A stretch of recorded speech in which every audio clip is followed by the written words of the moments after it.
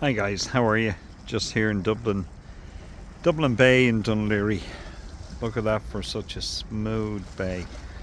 But the tragedy it is, the reason the pier is built is because in 1807, I've got to find who's a historian, and I had some misconceptions. Many years ago I did a degree in geography, and I was still in construction. My dad's still in the business, but I did a general degree in economics and geography before I qualified and went to Bolton Street. I can actually remember when there was fishing boats that used to come in. People would come down here and buy the fish off the boats over there. I'm just between jobs at the moment. Just visited a job in Dún Laoghaire and I'm meeting people up in Leopardstown, so kind of feel bad I'm not out with my dog, but especially considering my wife's away and the kids are away, so I'll be double walking this evening, but that's okay.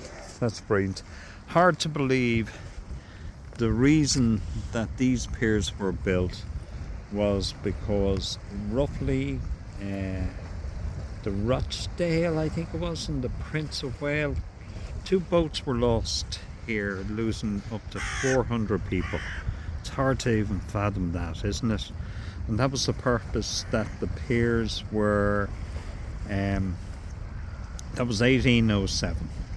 And then there was a law passed in legislation 1816, and the piers were started for construction 1817, and the far pier, I think it's the Victorian pier, was actually the east and west now, but I think it was actually finished in 1840s, and this pier was then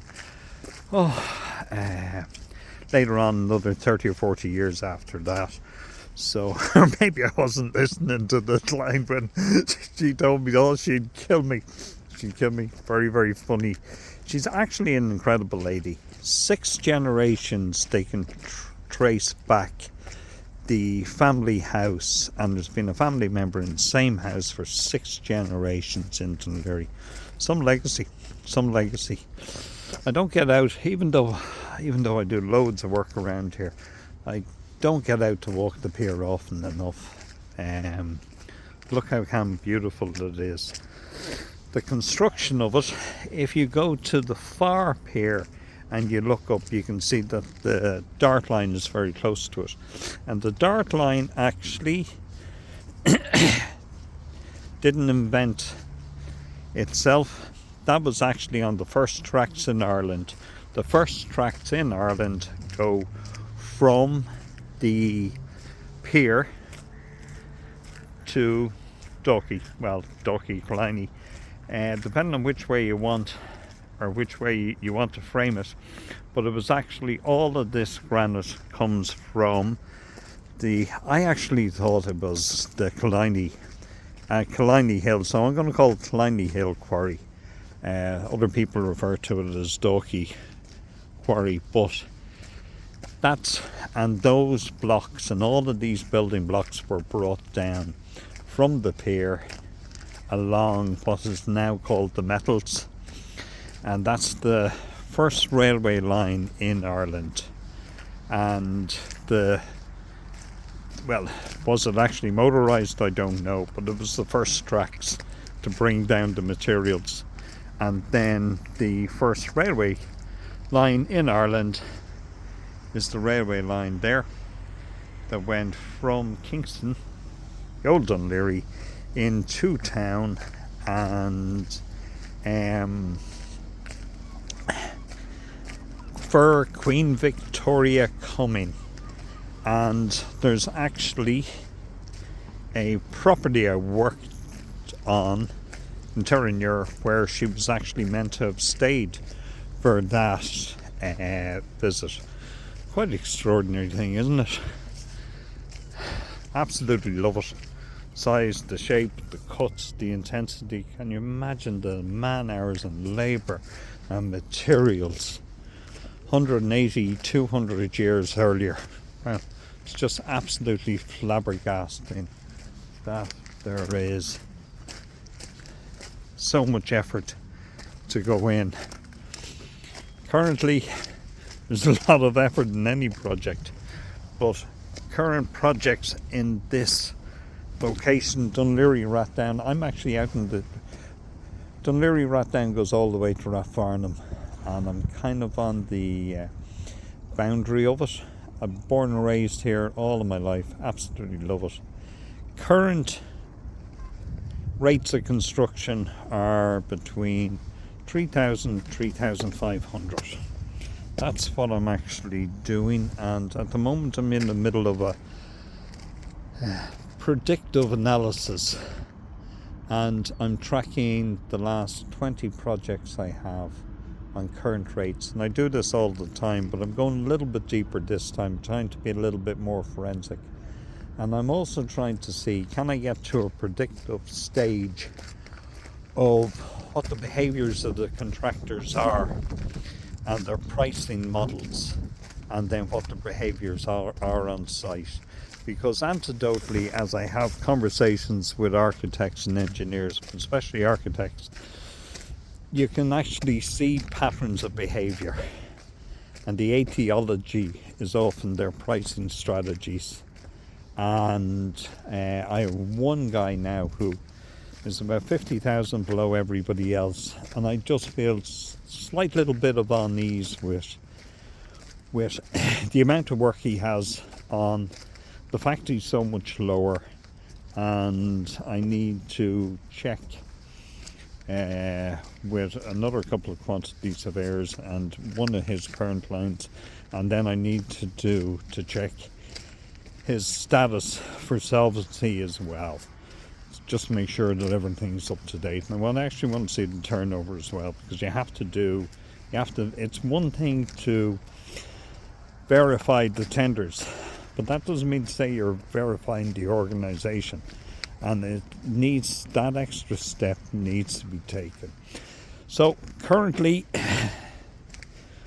the rate for something like, you can do a 40 metre square extension without planning permission at the moment in Dún Laoghaire-Rathdown, and if that was at a midpoint, let's say 3,200, what you'd actually be then, you'd be pricing it up roughly at around, we just see,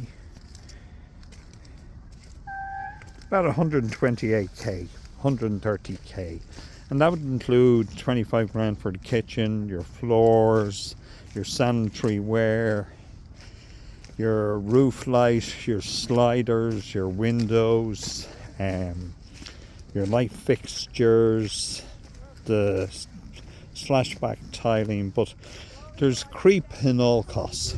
In all costs there's actually creep of prices, and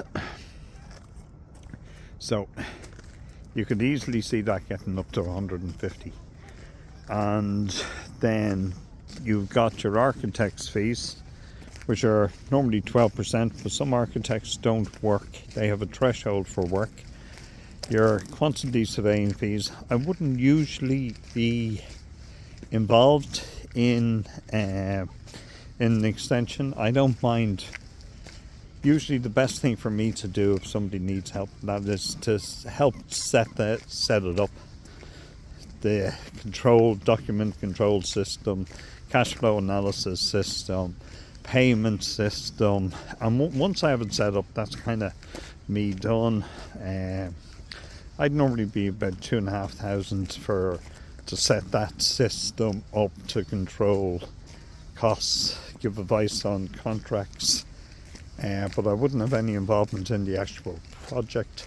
There is a couple of small guys I know who actually specialise in smaller works. Smaller, like I have one guy in ceiling, and when I say smaller works, it's not a huge amount of money. You know, to me, €5 is a lot of money. €5 puts food on the table for somebody. Any amount of money has to be taken seriously. So, don't mean to diminish it, because that is years and years and years and years of work. And then architects' fees, anywhere between 10-12%. There is guys who specialise in extensions. Some really good guys. A few of them out in Dalkey actually. Then guys and girls. And in Glass-Tool as well. Glass-Tool, there's a couple of practices out of there. A couple of really good by really, really cool architects. I think there's one's female owned completely. They've gone down to a 4-day week actually. It's interesting, fair play to them. Getting a little bit of life balance in. So that's the engineering fees. Mightn't necessarily need an engineer for a project of that size. Might only be, 2,000 and a couple of site visits if it's needed at all. Because usually the architect can certify for that amount as well. Hidden costs, always going to be some variations. Client spend and site conditions. One of the best known quantity surveyors was telling me that he went to do his own extension and he found a manhole in the middle of where he was going to. Oh, he couldn't believe his luck, and before he knew it, he was 3, 4 or 5 grand down. So you just don't know. So there are the costs. Just feel very privileged and lucky to live here. Absolutely brilliant.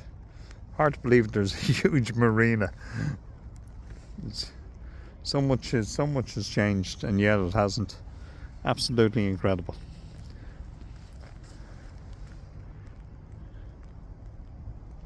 Thanks guys. Talk to you. Take care. Bye.